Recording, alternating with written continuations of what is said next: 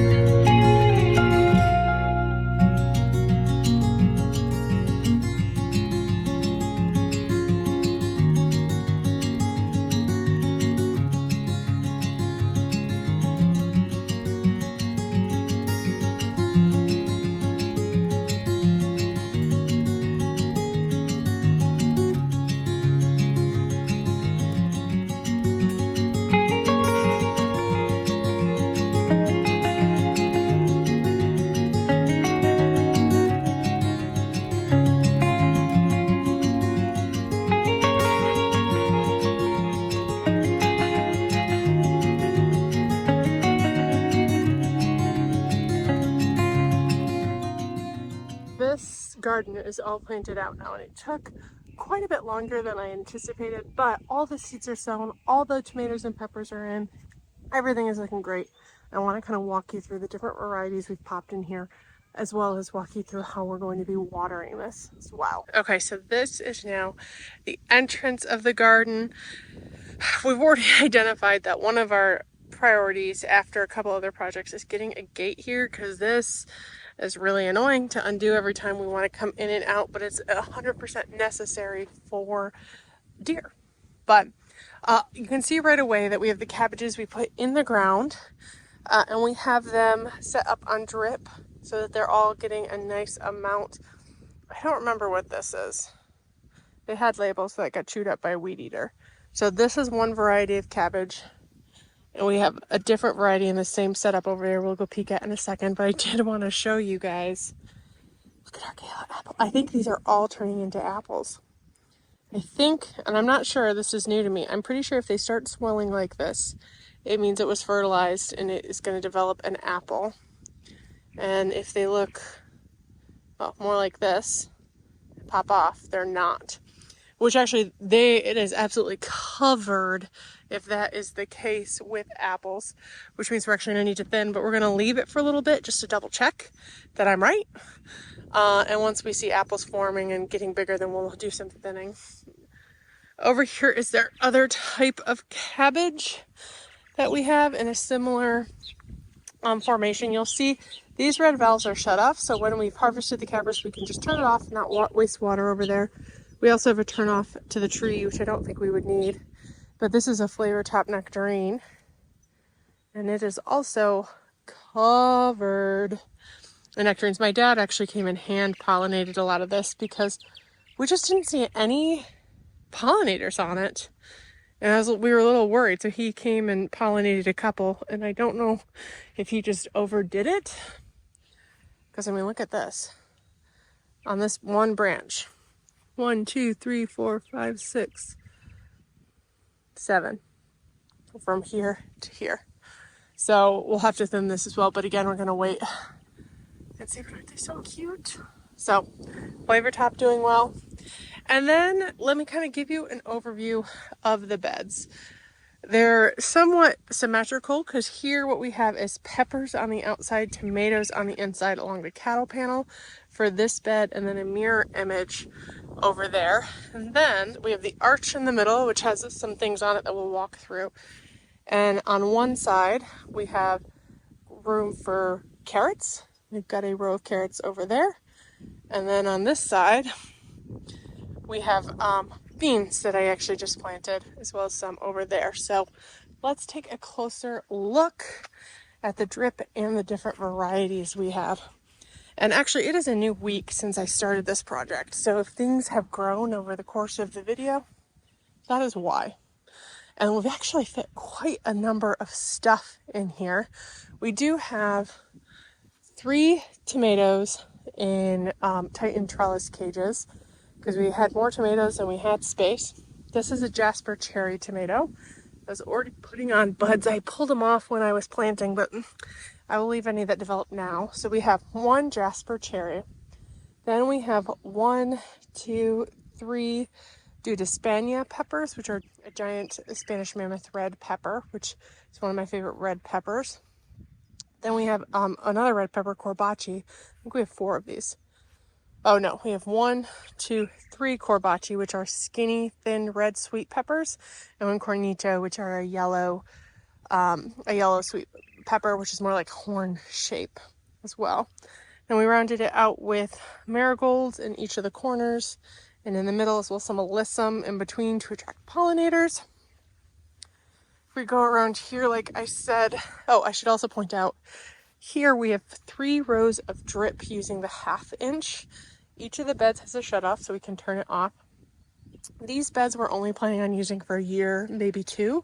So once we do our final design, which will be a little bit higher, we're actually going to put the piping inside, but for now we did it on the outside. And in each of these pepper and tomato beds, they're the same, where we did 3 rows right at the base of each of the 2 rows of peppers, which are kind of, you know, it's harder to see now that I've got the the supports in. We get a lot of wind here, so we decided to give everybody an individual support, and we actually need to go buy 2 more, and there's 1 more over there that needs a support that we're going to get this size. I think over time this is the size we would like, but we were working with what we had, and what we had was these, and we rounded out with these. So we planted the peppers kind of kitty corner to each other.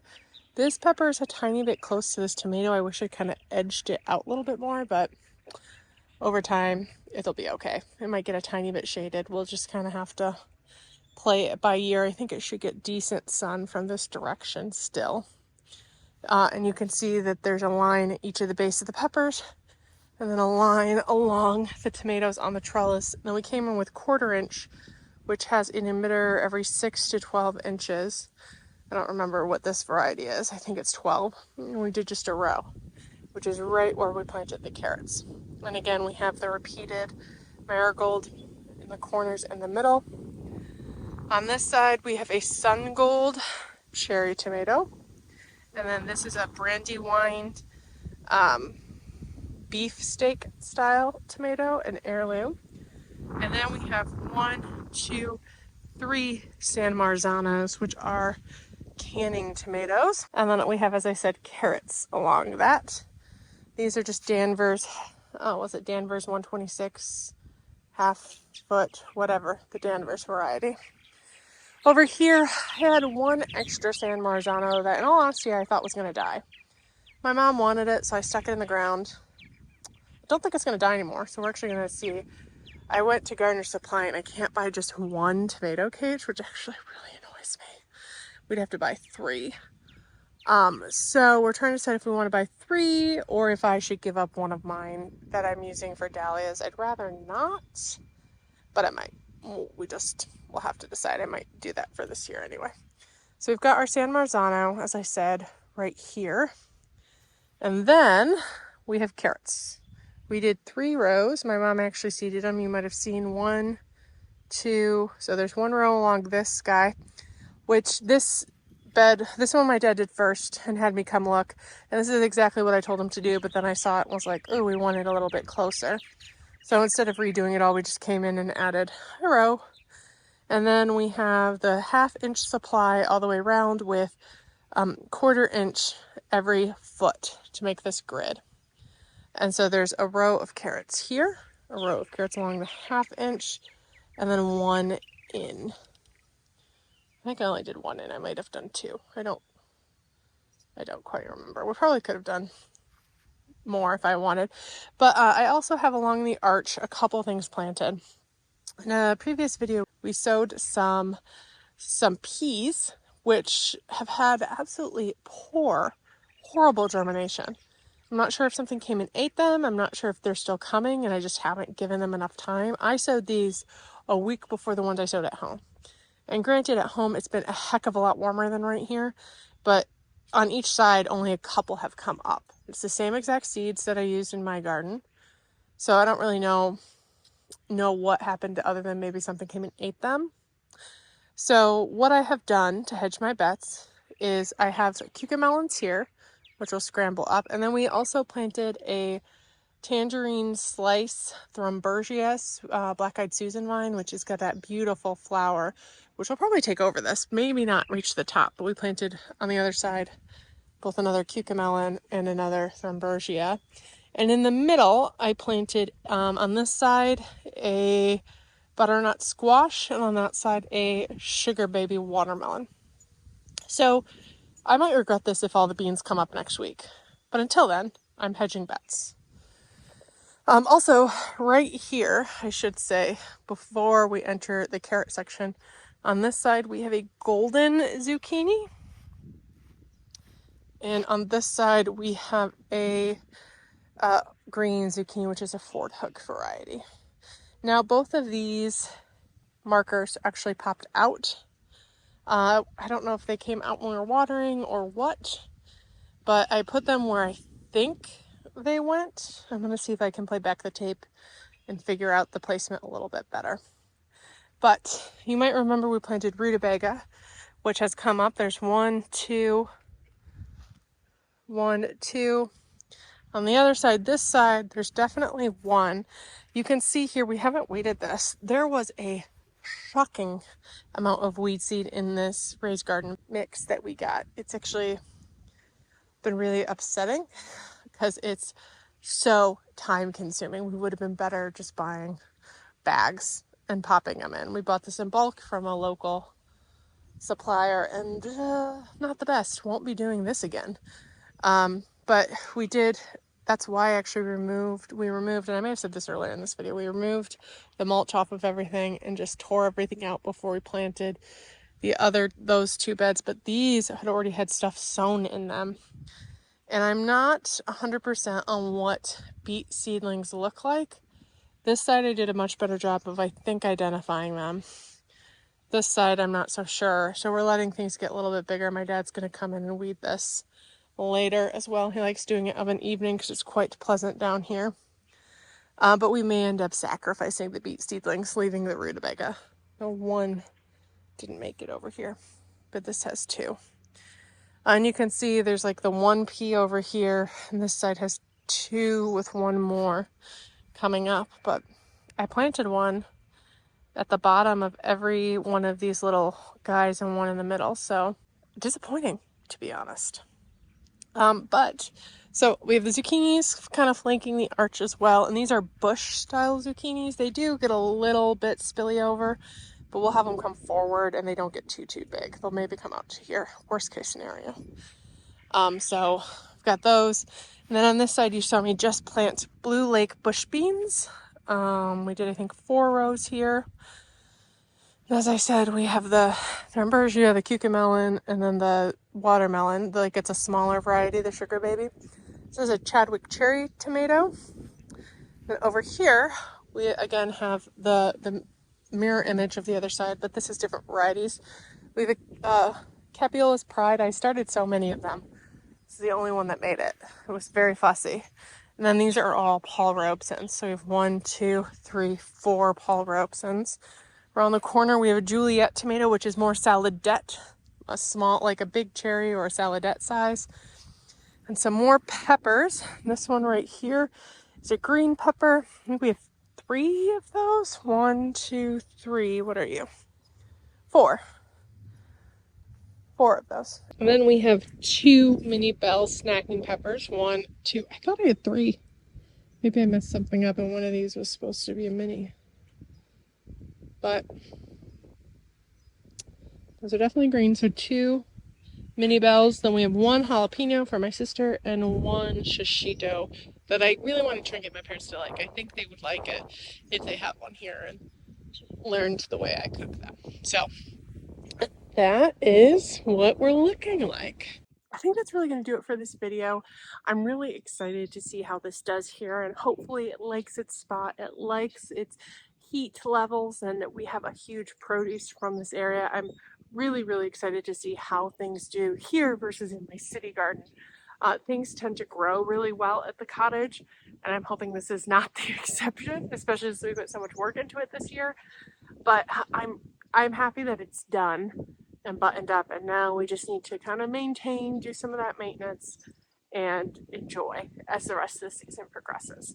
I still have a couple of videos coming up where I'm going to be planting out my city vegetable garden, so make sure you check back for that, as well as other things here at the cottage. We've got a garden tour coming up. There's just a lot of things happening that you won't want to miss. So if you like this video, please make sure to subscribe and hit that thumbs up button so you can follow along with our vegetable garden journey as well as our landscape garden, both here at the cottage as well as in the city. There's, as I said, a lot of things happening that you won't want to miss.